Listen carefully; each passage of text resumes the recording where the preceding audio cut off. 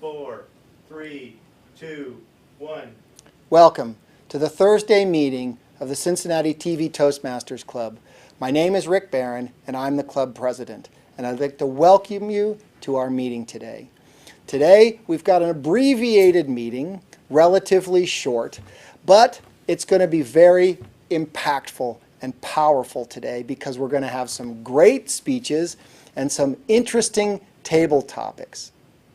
If you're wondering how you can join us here in the studio, we meet the first Thursday of the month and the third Saturday of the month at the Anderson Center at 7850 5 Mile Road. You can find out more information about our meeting at www.tvtoastmasters.com. That's www.tvtoastmasters.com. Today, I have the privilege of introducing our Toastmaster, Viola Jordan. Viola, would you please come up and take the meeting? Thank you very much. Thank you. I'd like to welcome all of you. First of all, we're going to do our word of the day. And our word of the day is by Carol, our VP. Thank you, Toastmaster.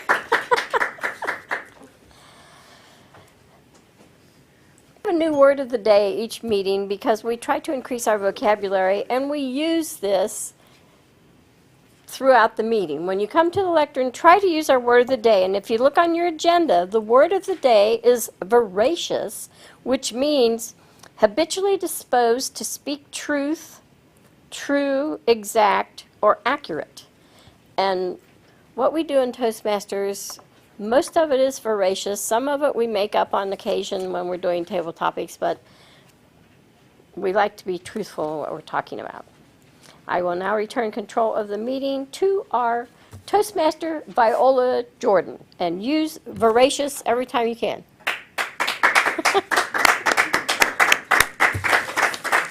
Thank you so much, Carol. Thank you.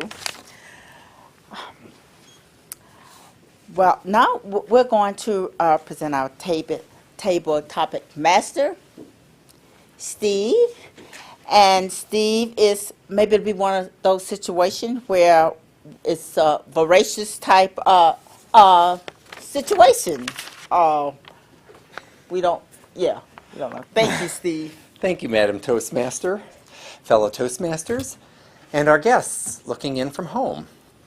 Well, I have the privilege of being the Table Topics Master for our meeting this evening, and I have a number of questions that I have come up with in the very recent past. I am going to be looking for veracious answers, although one of the things I thought about with veracious is there's another word that sounds a lot like it if you haven't eaten anything for a while and you're voracious, or you're ravenous as far as hunger goes. But I have a number of questions tonight that I'm going to pose to the Toastmasters that are here in our studio, and we'll get their veracious perspective for the questions that I'm going to ask. The first table topic question that I have is, we have seen a lot of examples of disasters over the last several months. We're often advised to have a preparedness kit at our homes and to have thought about a plan as to what we would do if a disaster were to occur. I would like Mary Arms to give us what her preparedness perspective is for dealing with a disaster. Help me welcome Mary.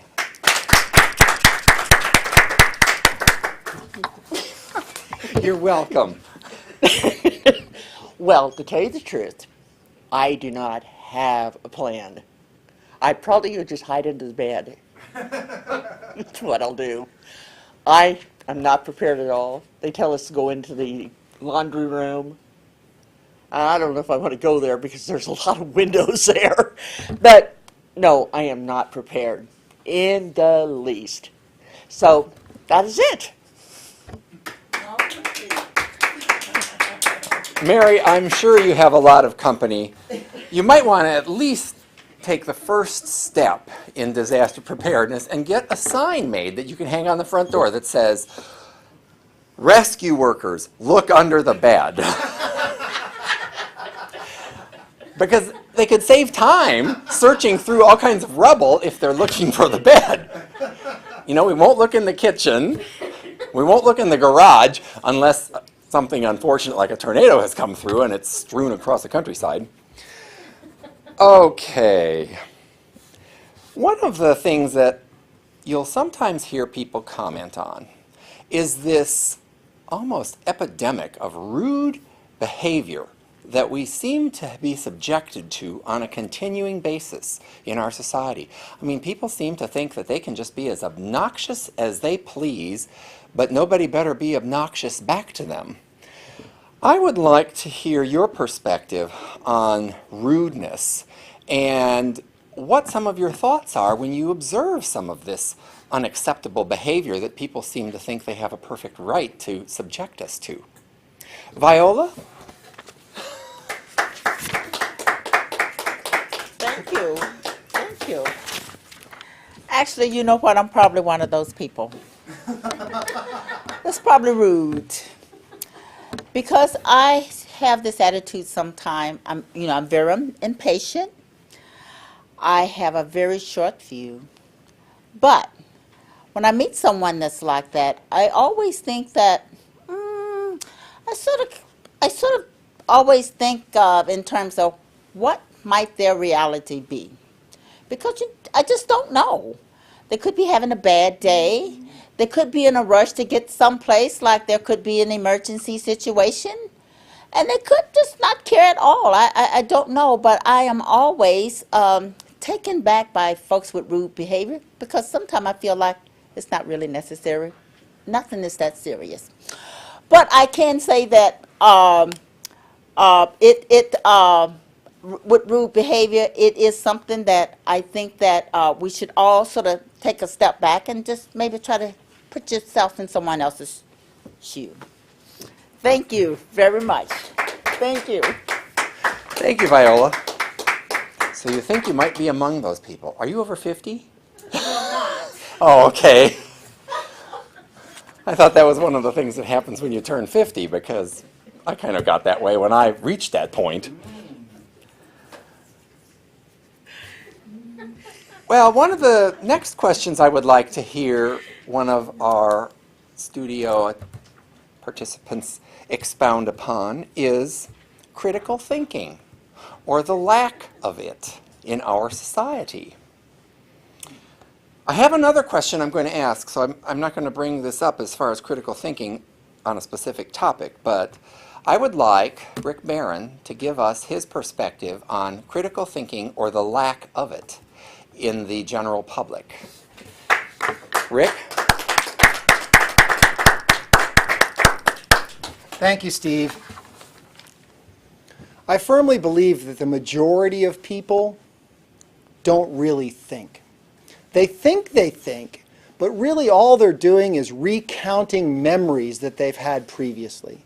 Experiences where maybe they got stuck in traffic and they're reliving that hatred that they had for that person that was in traffic. They were thinking about maybe what they should have ordered from the menu rather than the thing that had big platter and side plates that they consumed the entire thing. The majority of people would really not know what to do if they truly had to think for themselves.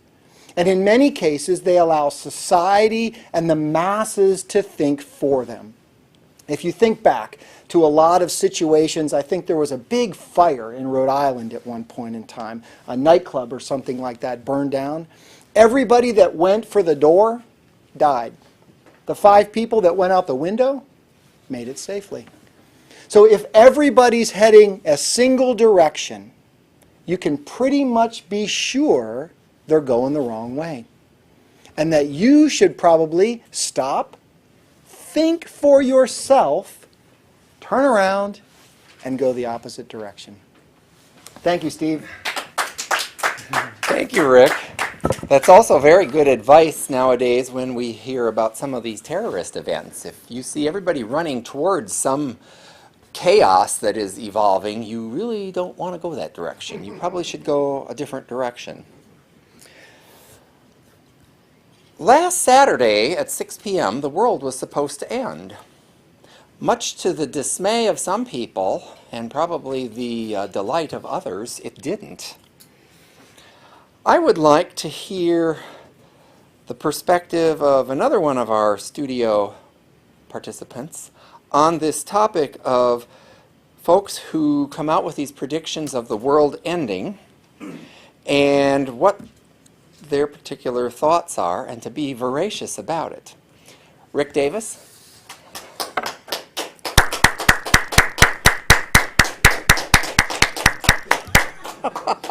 Thank you, Mr. Tabletopics Master. You mean to tell me that the world did not end last Saturday?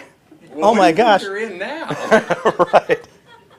Heaven. Didn't we all go to heaven? No, this is the biggest piece of phony baloney I've seen in a long time. And it proves that if you have enough money, you can get on TV, you can get people all upset, you can just cause all sorts of chaos in this country. And the best thing they could have done was just ignore this guy, let him go on his way, and you know, worry about his own post June or post May 21st or whatever it was existence. I don't think the world is going to end in a very long time. I think we got a lot of time left, and everybody should pay off their Visa cards. I was going to, just max it out and enjoy myself, and then I said, this guy might be wrong. So I think it was an interesting exercise for the country, and I would hope that we don't do it again in October when he's predicted for the second time. Thank you, Rick. And I'm sure there were some people who were hoping it would end, because that was the quickest way for them to get out of some kind of bind that they were in.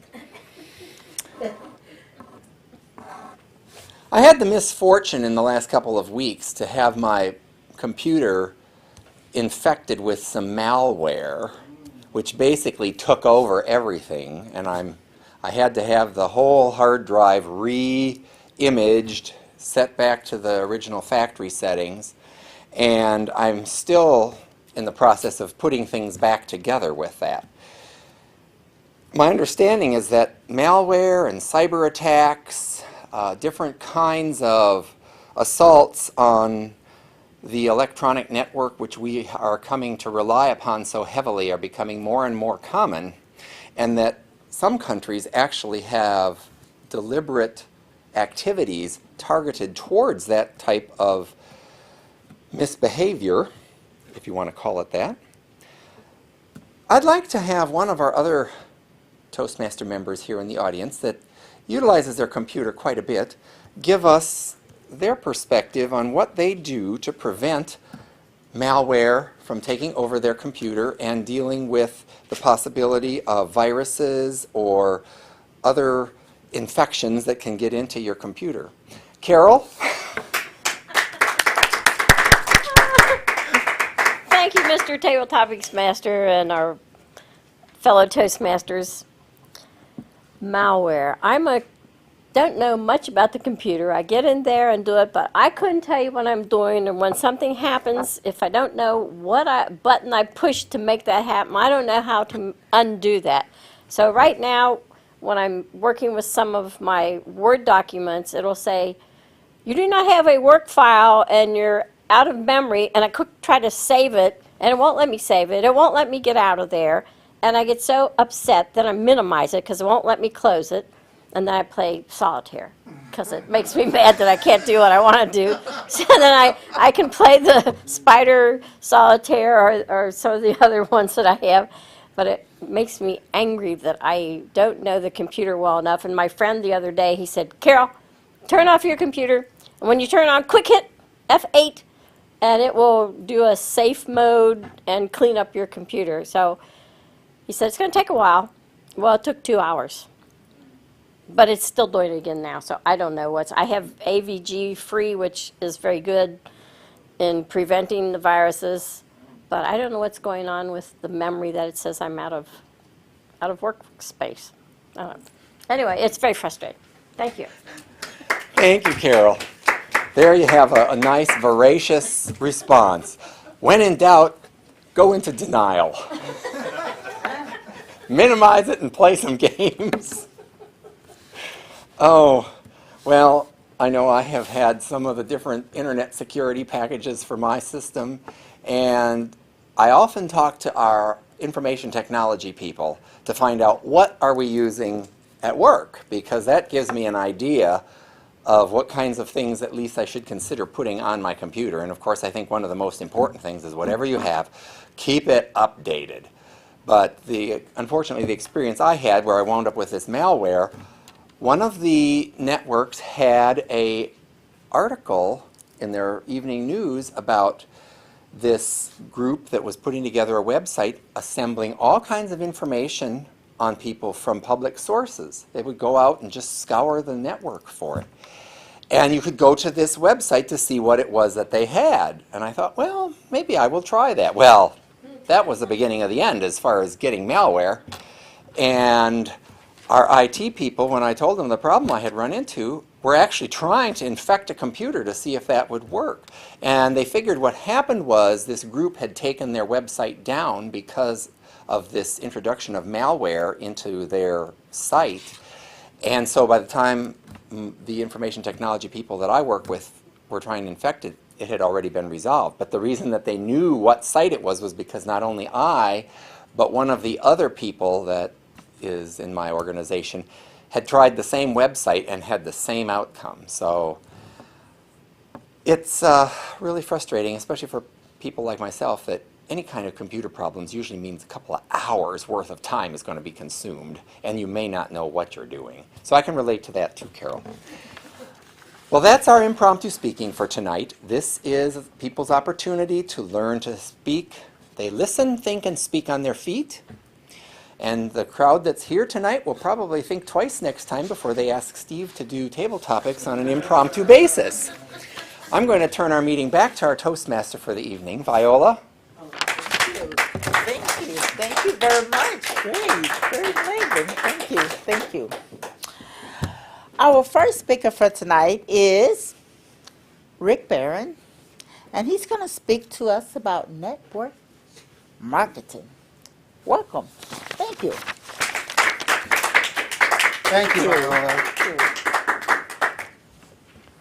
My purpose today is to provide a veracious statement about the Society of Home Business Owners' position on the use of network marketing as a legitimate work-from-home opportunity.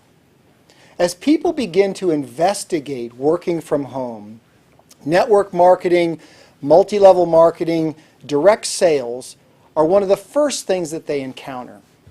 And what I'd like to do is at least state the Society of Home Business Owners' position on their use as legitimate home businesses. The Society of Home Business Owners approves the use of network marketing as a legitimate work-from-home opportunity. The Department of Labor defines network marketing, direct sales, multi-level marketing as when you create a home business that markets products or services to a group of customers or distributors, hence the name network marketing. In many cases, people have the misconception that network marketing is an illegal pyramid scheme.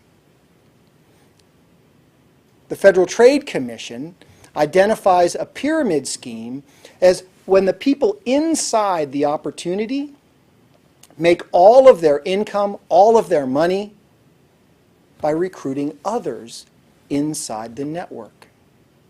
So it's important when investigating a networking opportunity to investigate the products, to take a look at the products that are being sold.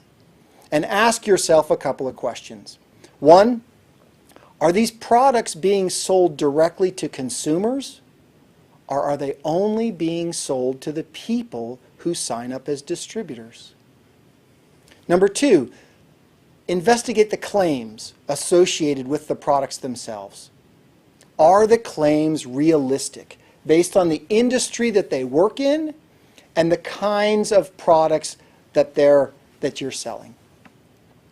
The third is to make sure that the products are competitively priced. To take a look at the competition, to make sure that these products are priced in a similar fashion and are not exorbitantly high. There have been cases when illegal pyramid schemes have been covered up by using the networking or direct sales model. And the easiest way to identify that is a term called inventory loading. In many cases, these pyramid schemes incent recruits to purchase way more product than they could ever sell, and often at inflated prices. Robert Kiyosaki of Rich Dad Poor Dad fame calls network marketing the perfect business. For that reason, the Society of Home Business Owners supports network marketing as a legitimate work-from-home opportunity. Are there any questions from the audience? Steve? I have a question. I've heard about these where you can market things or you can sell things to consumers, and you never actually have to take possession or touch or ship the item itself. The question is, in many cases, business opportunities are advertised where you kind of play a role in matching buyer and seller. Is that kind of correct? When you never really have to take possession of the product, you essentially sell the product for somebody else, and it gets shipped directly to them. Is that correct? I suppose. I've never... The business model that I'm most familiar with is one in which the industry calls drop shipping. So for instance, you may enroll as a distributor of these flat screen TVs or other products. You put up a website, or let's say that you sell those products on eBay. And essentially then what happens is you go off and then make a sale on eBay, go back to this middleman and say, hey, I just made a sale. I'll pay for it with the money that they just paid me, and now you can ship it directly to them. So in many cases, it's legitimate business that's being done where you essentially are their advertising. You are their salesperson. You are their marketing arm. You are just kind of positioning yourself as, hey, this is my business, and I'm just happen to make that transaction occur through somebody else. Rick? How do I know if the working from home is going to be useful for me? It's going to work for me. Excellent question. The question was, how do I know if working from home is a good solution for me? And one of the things that I always suggest for people is to try it. If your job allows you to work from home, try it one day. You have an agenda, you know what you're supposed to get done, and see how well you do at it. Do you go do the laundry? Do you go vacuum? Do you go spend time watching TV? Or are you sitting at your desk working from 8 to 4:30 or 9 to 5, whatever those hours are? Do you take a 2-hour lunch? Or do you take the 45-minute lunch that you would normally take if you were in the office? So that's typically the first test that I ask people to do, and that is if you're currently working from a job, try it out. If that's not something that can be done, try it on a holiday one day or a weekend where you say, you know what, today is the day I'm going to get a lot of my whatever done. And lay out an agenda of the things that you want to do and see if you can stick to it. Ultimately, I find that there are people that are just not predisposed to work from home. There's too many distractions. There's too many other, the telephone rings and I answer it and it's a telemarketer. Well, if I was at work, I never would have done that. it would have just went to voicemail. But since I'm home, I may as well pick it up. So one of the things that I think that you can really do is check your motivation. What's your motivation for working from home?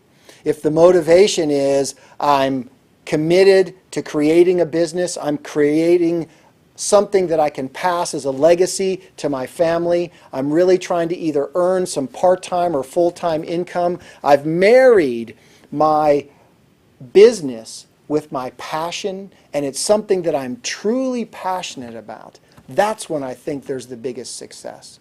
But if you're somebody that has to have the boss over top of you saying, hey, the deadline's Friday, and you're squeaking it in at 4:15 on Friday afternoon, if you're somebody they say, hey, you're supposed to be sitting at your desk at 9 o'clock in the morning, and you're there at 9:02, not saying that you can't work from home. It's just saying that there are some new skills that you have to develop to be effective in working from home. Steve? How do you separate your work life from your home life if you're going to be working from home? Good question. The question is, how do you separate the work life from the home life? And I've seen a number of different solutions work for people. The first one that tends to be most productive for many is to have office hours. To say my work day from home is the same as my work day in the office, if that's 8 to 5 or not, whatever that is, to really set office hours and say that's when I'm working. In many cases, home businesses don't lend themselves to that kind of rigid structure.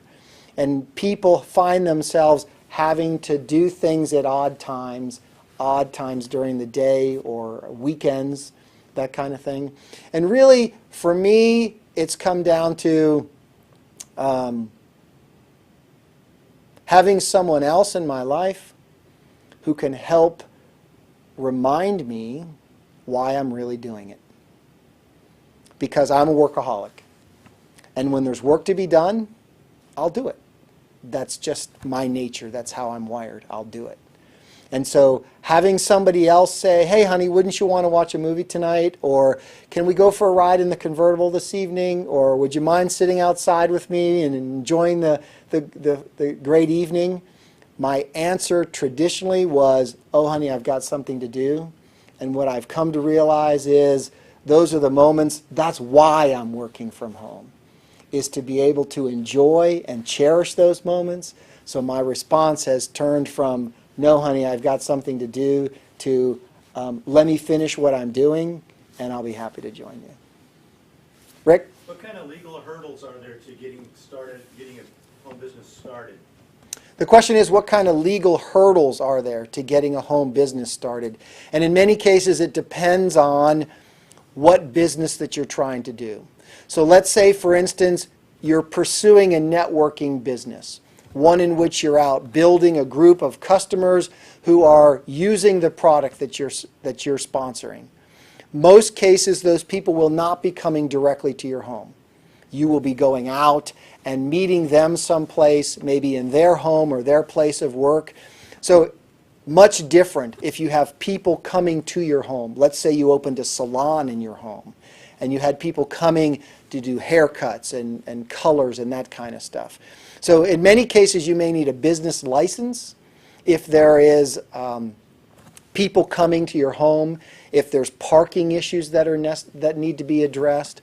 Obviously, you'll need to decide tax-related, how you want to deal with the income that you get, whether you want to file that on your Schedule C as a personal return, or whether you want to go off and create an entity, like a limited liability company, that you would then use as an umbrella to protect you against the liability of owning your own business.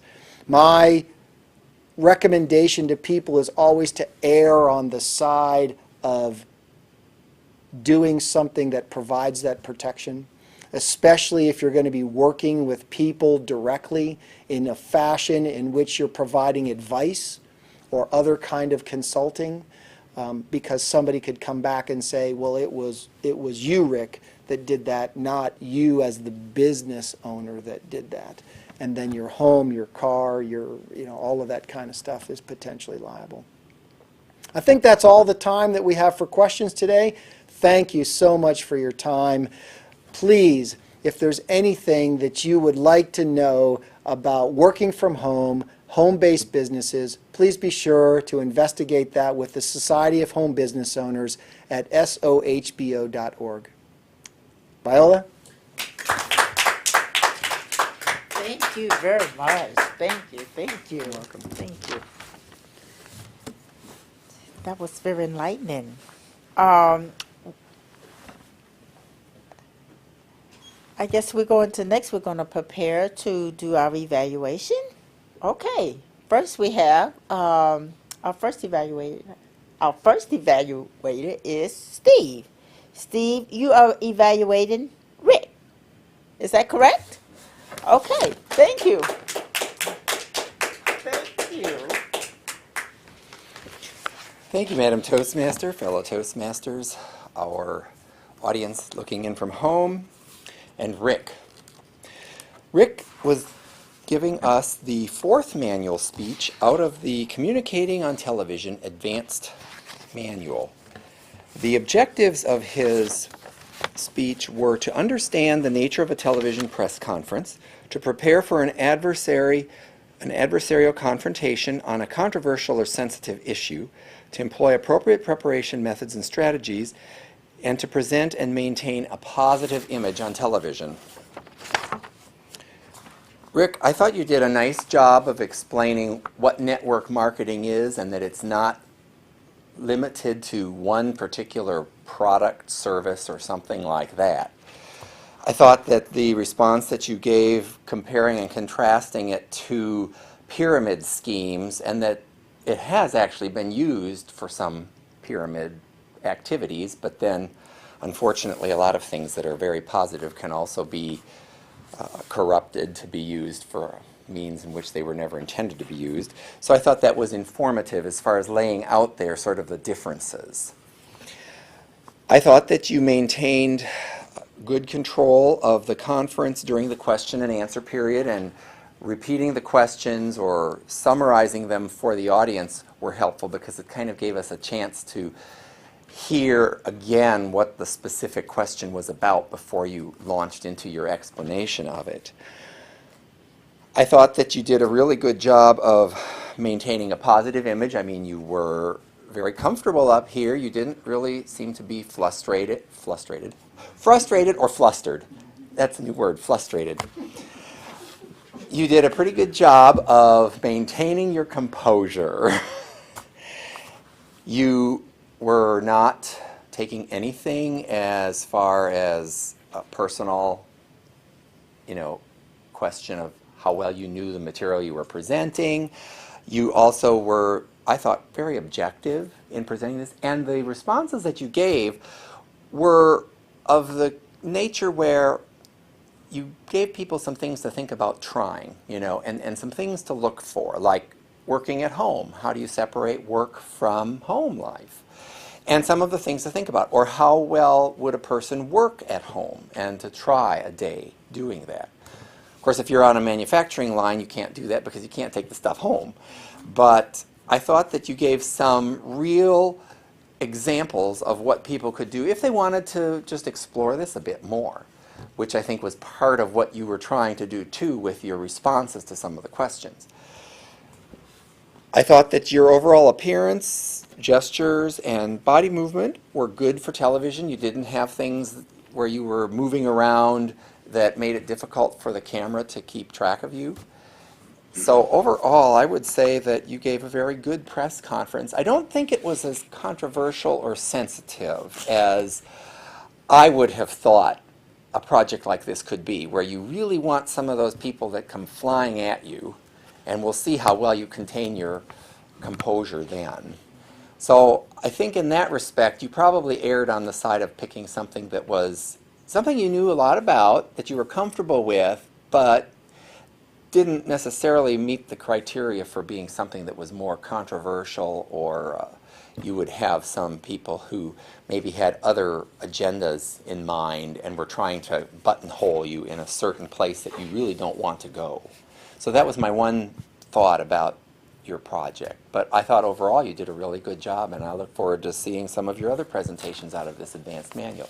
Madam Tabletopic, Madam Toastmaster. Thank you very much. Very good evaluation, very good. Next we have our grammar report and our outline by Carol. Toastmaster Carol, thank you, Carol. Thank you, Madam Toastmaster.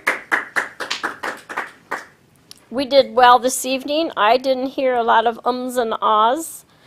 The voracious was used 3 times by Steve when he was introducing table topics. Who else used WOD? Viola used it once, and Rick used it once that I had down. I did not hear a lot of ums and ahs, as I said. Viola, I did notice sometimes I drop the end of my word, and I notice when you're saying few, and enunciate a little more to say fuse, because I only heard few, and I thought, oh, she's doing what I do. She's dropping the end of her word.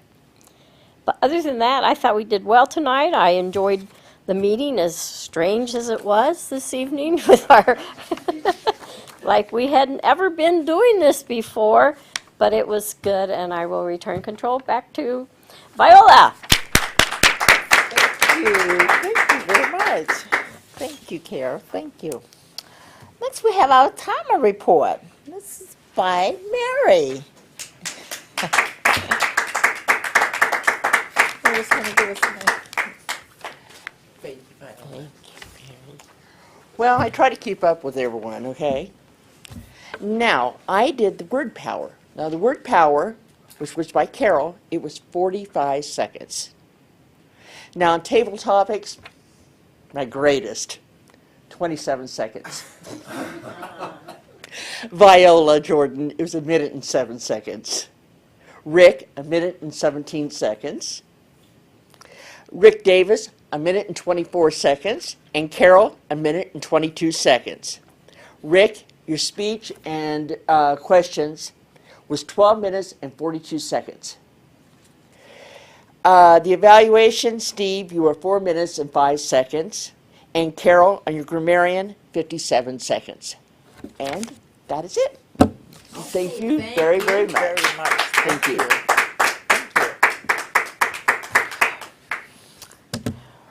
Well, thank you all. Thank you all.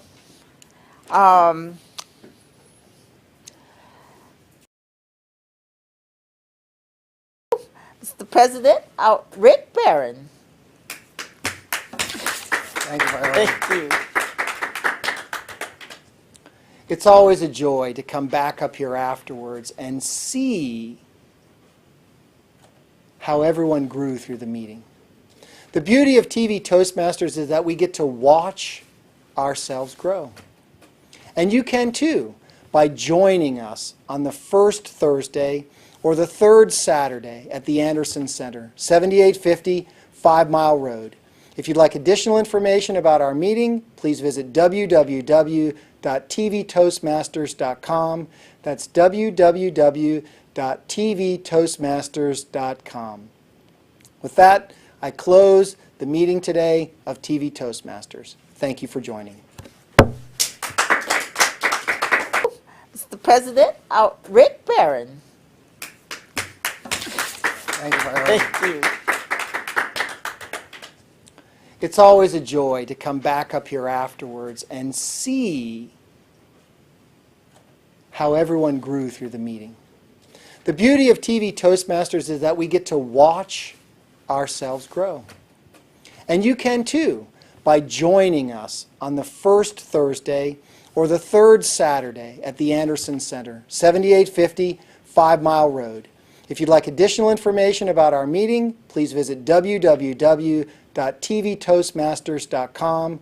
That's www.tvtoastmasters.com. With that, I close the meeting today of TV Toastmasters. Thank you for joining.